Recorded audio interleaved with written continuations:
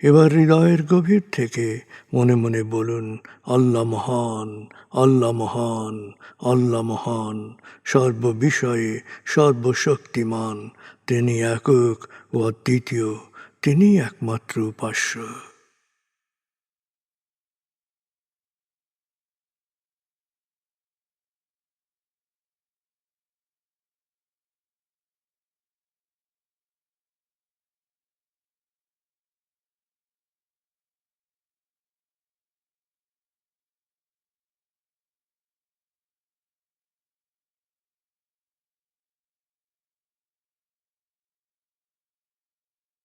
হৃদয়ের গভীর থেকে প্রার্থনা করুন, হে আল্লাহ, তুমি আমাদেরকে বিশ্বাসী, সৎকর্মশীল, সংঘবদ্ধ মানুষ হিসেবে কোয়ান্টাম ফাউন্ডেশনে একাত্ম করেছ। হে আল্লাহ, কোয়ান্টাম ফাউন্ডেশনকে এ যুগের আলোকবর্তিকা হিসেবে, সহস্রাব্দের বাতিঘর হিসেবে কবুল করো। কোয়ান্টাম ঘরে ঘরে, মেডিটেশন ঘরে ঘরে, এ অনুরণন সার্থক করো।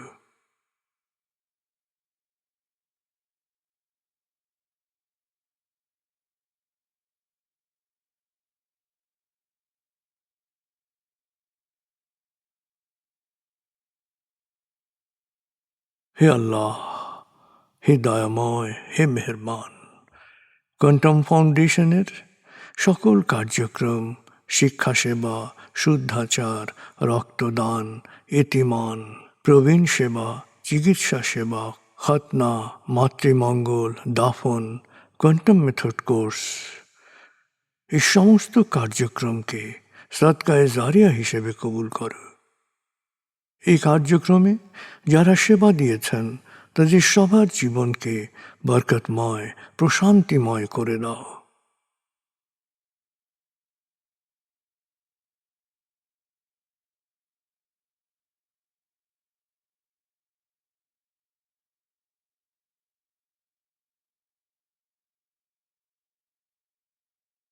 হে আল্লাহ, গত ৩০ বছর ধরে ফাউন্ডেশনের কাজগুলোকে গতিশীল রাখার জন্যে যারা নিয়মিত দান করেছেন, যারা এককালীন দান করেছেন, যারা জাকাত দিয়েছেন, যারা স্থাবর অস্থাবর সম্পত্তি দান করেছেন, তাদের সবার দানকে তুমি সৎ দান হিসেবে কবুল করো, সদকায়ে জারিয়া হিসেবে কবুল করো।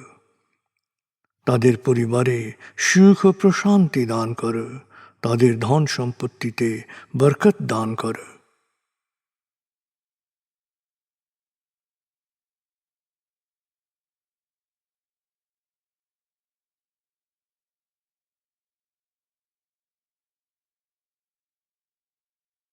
এবার দেশের জন্য দোয়া করুন, হে আল্লাহ, দেশের প্রতিটি মানুষ যেন প্রজ্ঞাপূর্ণ সিদ্ধান্ত নিয়ে নিজের কাজ সবচেয়ে ভালোভাবে করতে পারে, সবাইকে সে তৌফিক দাও। হে আল্লাহ, তুমি আমাদের তোমার বিশেষ অনুগ্রহ ভাজন জাতিতে পরিণত করেছ, অফুরন্ত অনুগ্রহ সম্পদ দিয়েছ, বিশ্বকে বিভিন্ন ক্ষেত্রে নেতৃত্ব দেওয়ার মতো মেধা ও মস্তিষ্ক দিয়েছ।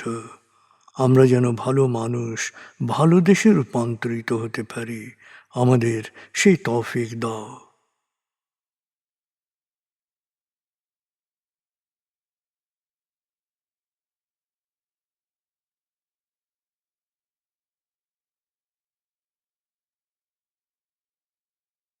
ভালো মানুষ, ভালো দেশ, স্বর্গভূমি বাংলাদেশ। ভালো মানুষ, ভালো দেশ, স্বর্গভূমি বাংলাদেশ। ভালো মানুষ, ভালো দেশ, স্বর্গভূমি বাংলাদেশ। দেশের জন্যে প্রার্থনা করুন। দেশকে যেমন দেখতে চান সেভাবে প্রার্থনা করুন।